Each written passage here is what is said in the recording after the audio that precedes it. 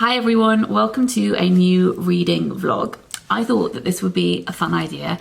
As you can tell by the title of this video, I'm going to be reading books that other booktubers have recommended to me. So this might be them messaging me personally and saying, Jen, I think you're going to really like this book.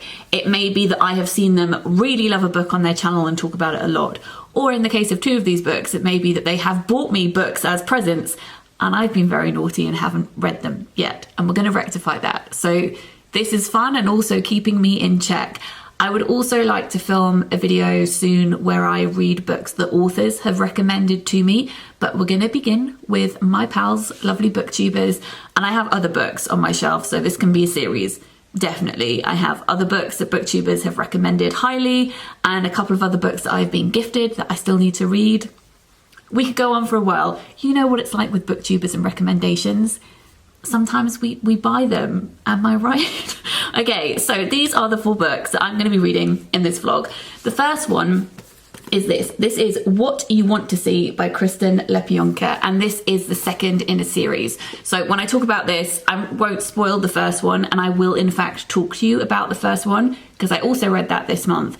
And this series is a female-led detective crime series, was recommended to me by Grace over at GK Reads because she knows, as we all know, that I've been looking for a series to not replace Frida Klein, but, you know, help me grieve the loss of Frida. So this is the one that she recommended to me, and I love the first one. I raced through it so fast.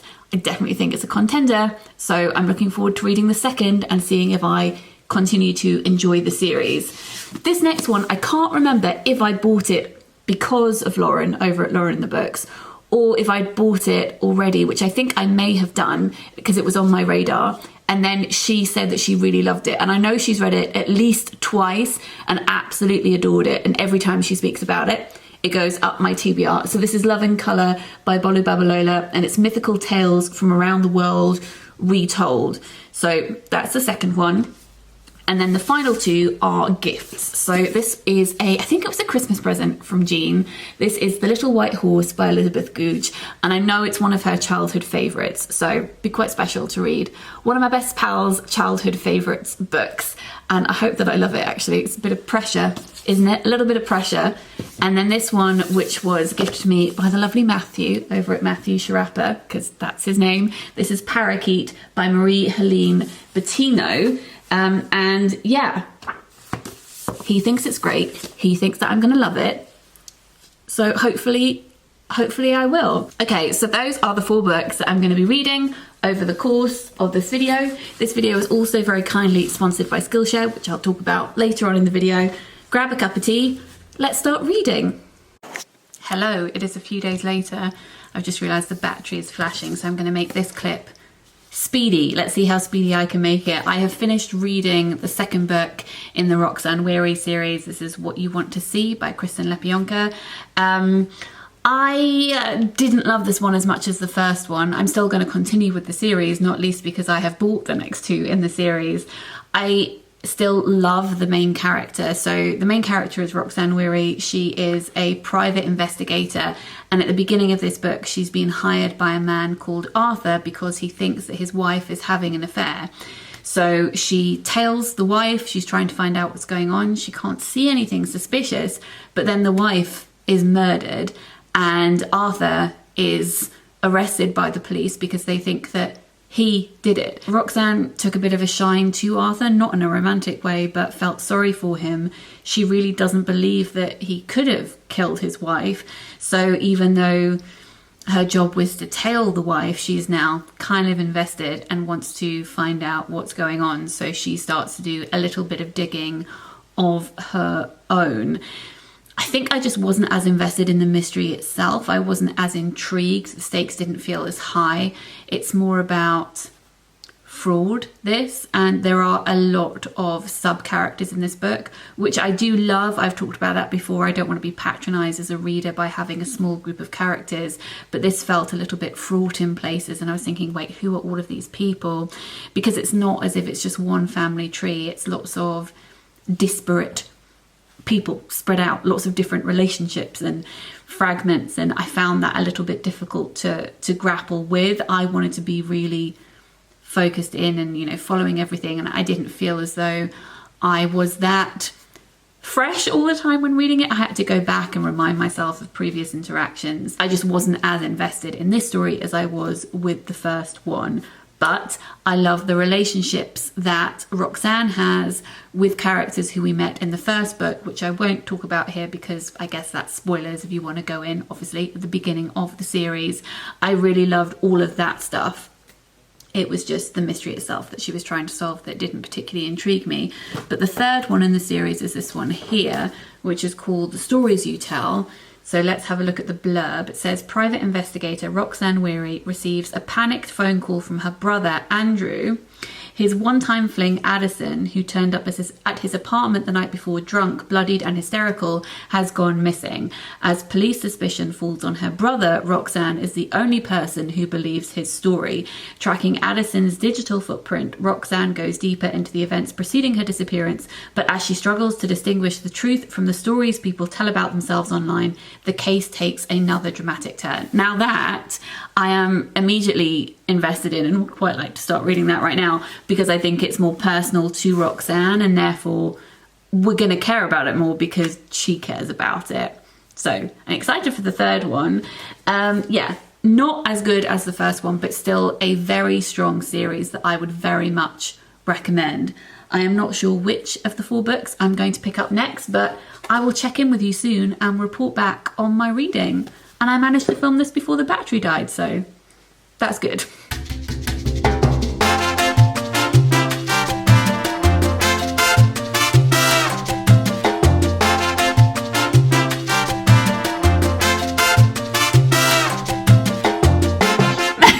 Spot on! Yeah! Okay, right. Next round. Go. You've got 9,523 points. I have 5,004.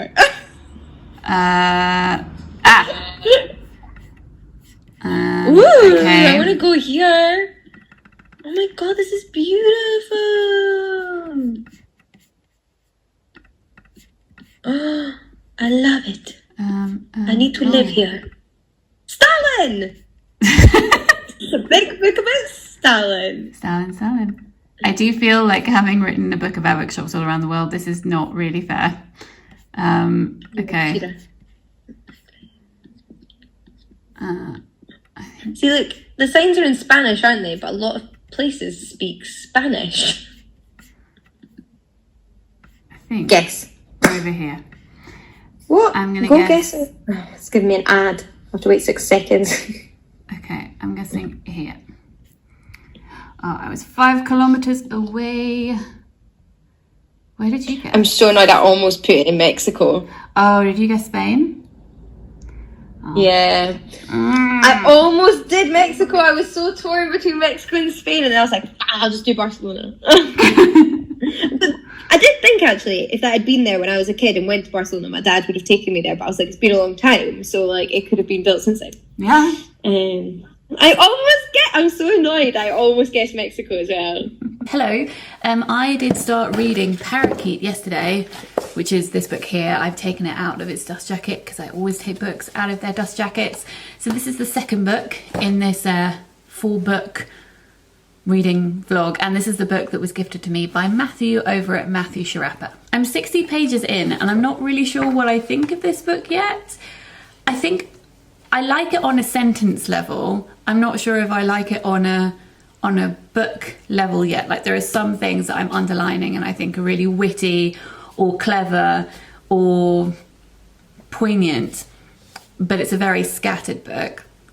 It's meant to be a scattered book, and it really reminds me of A Portable Veblen, which was a book that was shortlisted for the Women's Prize in, I think it was 2016, which was about a woman who was about to get married, and she was visited by a squirrel who she thought could communicate with her, and it led her to start questioning everything about her life and all the relationships that she has.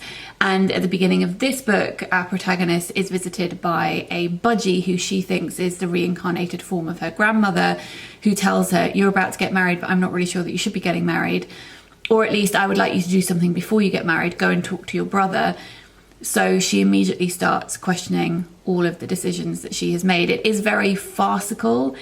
It's very surreal. I'm also not particularly sure what this book is saying about disability. So for her job, she creates case files for people who've had accidents and can't represent themselves in court. So she goes to talk about their health in court for compensation purposes.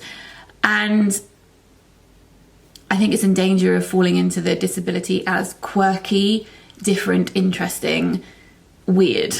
But I guess the thing about this book is that everything that she's talking about is quirky and different and weird. So it's not something that is isolated, but something that I am finding a little bit jarring. She also keeps talking about how she had an injury a few years ago and we don't know what that was yet, and she ended up in hospital for a few months. I'm assuming that we will find out what that is later, just because it seems to be, you know, a plot point that's being dangled in front of our faces.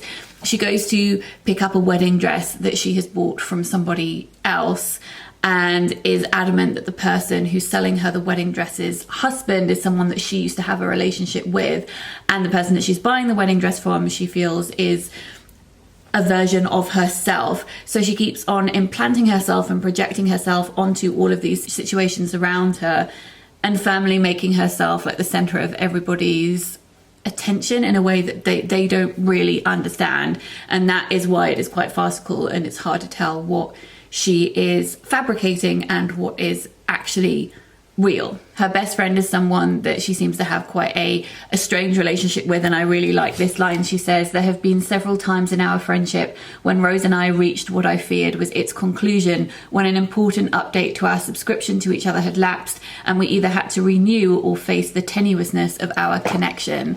I really like that confrontation of disconnect, and whether or not you're going to resolve that, or you're going to say, okay, well, we've got as much out of this relationship as we are going to get out of it, so let us part ways. I also love this bit where her friend is looking at her and it says, "Her expression, as if I am a pile of laundry she hopes will be put away," as if her friend is thinking, you're quite messy and complicated right now and I don't have time for this, will you please just sort yourself out?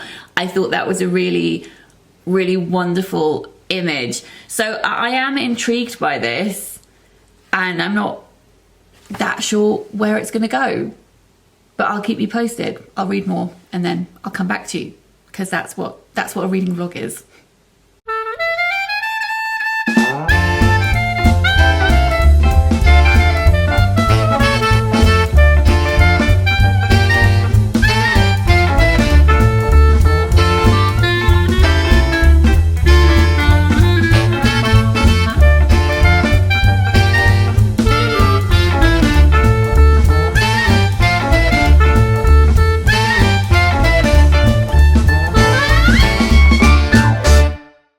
I've been pretty bad at picking up this camera the last few days. I'm sorry. So I think, as you saw in the last clip, Lauren came round the other day and we sat in my mother-in-law's garden and had loads of blankets over the grass, and she had baby Edie with her, and then we FaceTime with Jean, and it was like being together again. Obviously Lauren and I were together again, but you know, the three of us, it was nice, it was lovely. And yes, you are correct that Jean was showing us a book that she was recommending in that clip. We do also recommend books to each other in real life because they just consume our brains. So you may recognise that I am not in our flat. Mr. M and I have managed to come to the New Forest for a couple of days, which I'm so excited about. It's the place that we managed to come to last October. It is a cottage owned by a family friend, which is empty at the moment. So we have borrowed my mum-in-law's car, and Mr. M drove down, and we came here without stopping, brought all our food. We're not going to see anyone. I don't know why I sound so excited about that. It's just, you know, a weird thing to say, I suppose, because we're not really seeing people anyway, but I just mean you never would see people here because it's the middle of the forest, so you can pretend that the world is just as it normally would be because it is an abandoned place. That makes it sound creepy. Abandoned place. Secluded place. We're in a forest and there is just so much wildlife here, which I love, and I know that some of you enjoy the nature stories that I talk about on here, especially our encounters with foxes. Ironically, you don't see as many foxes here because I think urban foxes are just far more comfortable with human interaction, and the countryside foxes hide away. But in this cottage there is a vole that lives on the patio who we've seen occasionally, and the other day a tiny shrew came into the house, and I'd never seen a shrew before. The bigger ones can bite and be quite nasty, but the tiny ones, they can't hurt you. Their teeth are so small. And I always thought that shrews were related to mice, but they're not. They're related to moles and hedgehogs. So they can't see very well at all, and consequently they move very slowly. So this shrew, who we called Shirley or Sheila, I can't even remember, she wandered into the kitchen. I guess she'd come in through the front door when it was open, and just looked so apologetic to be there. Like, I'm so sorry, I don't know how I got into your kitchen, and was just wandering slowly. We managed to catch her in a Wellington boot and set her free. There is a badger that lives in the garden who I haven't been able to get footage of because obviously he only comes out at night, and I think if I tried to film it, it would just be darkness because obviously cameras are not very good at filming at night. There is a deer that keeps on hopping over the gate to come into the garden to nibble at a bush, and that is really funny. And then yesterday, which I loved, we were in the kitchen and Mr. M said, "Can you hear that?" And we both stopped a second, and there's a cupboard in the kitchen, and he opened the door to the cupboard, and there were a lot of plastic bags that had been left in there. And if you know, plastic bags are the dream for mice. So he opened the door, and this little field mouse just stuck its head above the top of a plastic bag and looked at us as if to say, "Excuse you, what are you doing? Close that cupboard door immediately." So we closed the cupboard door, and then we thought, well, we can't really leave them in there. Field mice are very cute, but you don't want them in your house. I know this is not our house, but no one would want them living in their house. So he put on some gloves and some wellies and cleared away the plastic bag and found the mice. There were 7 of them. And this is something maybe I need to write a picture book about in the future, but they'd all hidden in an old box of Christmas crackers. So they were just all hiding in this box of Christmas crackers, which made it very easy to catch them, obviously. So we took them into the forest and released them, and I didn't get any footage of that. Mr. M then thought there was still a mouse in, so we went to take it back into the forest, and I do have photos of that, but it turned out to not be another mouse in there. It was just, there were some marbles from one of the Christmas crackers that were rolling around and had meant that he thought there was another mouse inside. And so he had taken this photo of the mice in the box, which is a terrible photo. You really can't see the mice very much at all. And I just proceeded to make dad jokes throughout the rest of the day. You know, I said to him, well, you would have got a better photo of the mice if you just said to them, "Say cheese." And then I'd said that maybe they'd come inside because it was raining cats and dogs, and that they really didn't like being evacuated from the box of Christmas crackers. In fact, they were quite angry about it, and by the end it was a box of cross mouse crackers. Thank you, I will see myself out. Mr. M and I like to make up terrible jokes. So when we went walking the other day, he said, "What did the poet say to the cow?" Haiku. And one of my favourites that he did once was when we were, I think we were in Scotland a few years ago, and we drove past a sign that said, "Mind the dip," and he said, "Jen, look out for the hummus." That was also one of my favourites. Anyway, so we are here for a couple of days, and I have finished reading Parakeet. I just don't know how I feel about this book. It is so bizarre, and I maintain that it really does remind me of Portable Veblen, but I think it also reminds me of Infinite Ground by Martin McInnes, which is a very surreal book about a man who goes missing, and then it turns out that he's hired actors to play his family. So in this book, she like morphs into her mother, and her friends don't recognise her, and it's just really strange. And I guess it's like a family bird-like spirit that's going from person to person, and each body is a cage. I like the imagery and I loved thinking about all of that, but overall I think I was just baffled by the whole experience. But I was glad to have read it. I was glad to have read it. As I mentioned at the beginning of this video is very kindly sponsored by Skillshare. So I'm going to get dressed, then I'm going to talk to you about that, and then we can move on to the final 2 books in this video. There we go, all showered, feeling fresh. As I said, this video is very kindly sponsored by Skillshare. I have been working with them for nearly as long as I have been on YouTube. I think that they're an amazing set of people. They are an online learning community and they have over 25,000 classes on anything you might want to learn about: how to bake, how to cook, how to look after house plants, how to think about interior design, art, things to do with all kinds of jobs, CVs, anything. So it's all video based. They are captioned videos. There are community sections of each workshop, so you can chat with other people if you would like to, or you can just do the class yourself and not speak to other people. That is fine as well. Each class is broken down into a session that's a couple of minutes long, so you can fit it in to your day. Of course, the ones that I would like to mention to you, because I think they may be particularly useful, are ones that are focused on writing.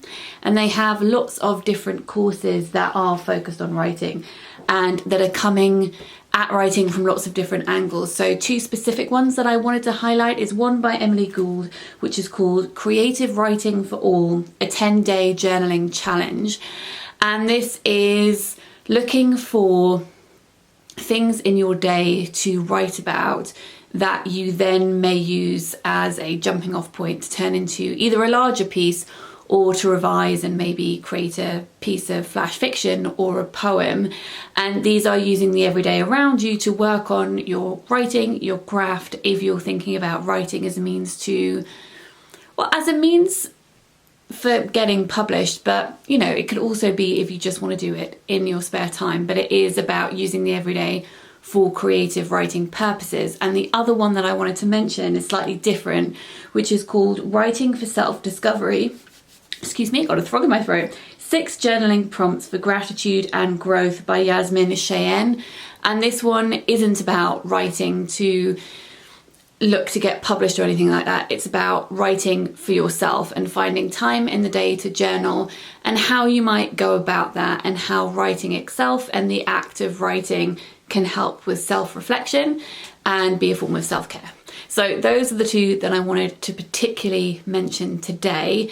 Skillshare have given me a link, which I've put at the top of the description box down below, and the first 1,000 of you to click on that link will get a free trial of Skillshare Premium. So click that link, check out that free trial. They have something on there for everyone, and that is not an exaggeration. Thank you to Skillshare for sponsoring this video.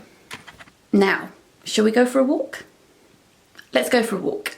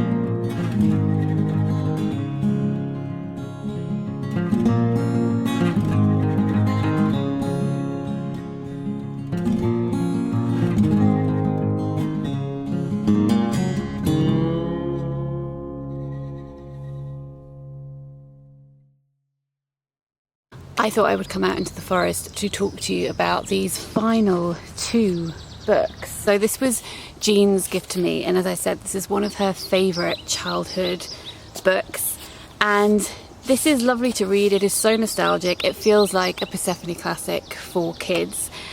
I don't think I'm going to love it, obviously, as much as anyone who loved it when they were a kid, because I don't have that direct link and all of the memories tied up. But I think if I had read this when I was younger, it would have been something that I had really enjoyed, especially because of its links with colour. I really like linking colours in books. I think that's quite a fairy tale element thing to do. So think of something like The Lottie Project by Jacqueline Wilson. I remember reading that and being thrilled that Lottie and her mum would always group their food together in colours. They'd have like a red food night, and they'd have loads of fun coming up with creative foods that they could eat. This book is about a young girl called Maria Merriweather, who of course is an orphan, because that's often the case with old school classics, and she's taken to a cousin of hers, and Maria is a moon Merriweather because she's very pale and she's got freckles and red hair, but her cousin is a sun Merriweather, so he has quite a red face, and she has a special interest in this white horse that she sees in the grounds, which will turn out to be a unicorn. So I love all of the folklore elements to this, how it plays with colour. I love the descriptions of the food and the house, because it's an old rundown house with lots of secret corridors. I love that kind of thing. So this is lovely. And then finally, the last one, which I've just started reading, is Love in Colour by Bolu Babalola. And this was a recommendation from Lauren over at Lauren and the Books, but not a direct one. So she didn't say, hey Jen, I think you will love this book. She just said that she loved this book in general and put that out into the world. And this was a book that was already on my TBR, and the more she mentioned it, the more it went up my TBR. So this is a collection of retold myths, but, and this is completely my fault, I didn't think this through properly. This is a collection of myths, but it's centered around love. I mean, the clue is in the title, and I don't like reading about love, especially myth type love, which is often, of course, insta love. I like reading about complicated relationships, yes, but not, oh my god, I've just met you and we've fallen in love and we're destined to be together, and the romanticization of that. I'm a little bit of a cynical person, but mainly just a realist, and I like reading about the intricacies of love and the ins and outs of love. And this first story, which is the one that I've read, does talk about that, like betrayal when it comes to love, but then it's also about seeing a new person who appreciates you and suddenly thinking, okay, well, you're the person for me instead. So thematically, I'm not sure that this book is going to be one that I love. The writing style is beautiful, and it does remind me of Ayobami Adebayo. The descriptions are exquisite. Let me find you an example. This is when she's talking about love, because she embodies the river. They saw each other. Sometimes, not often, but sometimes when she was with Sango, she felt close to how she felt when she was in the water. She realised now that this was an illusion. Sometimes when you are hungry enough, you can will the ghost taste of sweetbread in your mouth. It will make you hungrier, though, and emptier. And sometimes you won't know how truly bereft of food you are until it's too late. So I loved those moments. Didn't love the love type stuff on top of that. So I'll see how I get on with the rest of the collection. But as I said, that's entirely my fault, because I should have remembered that I don't love reading about love.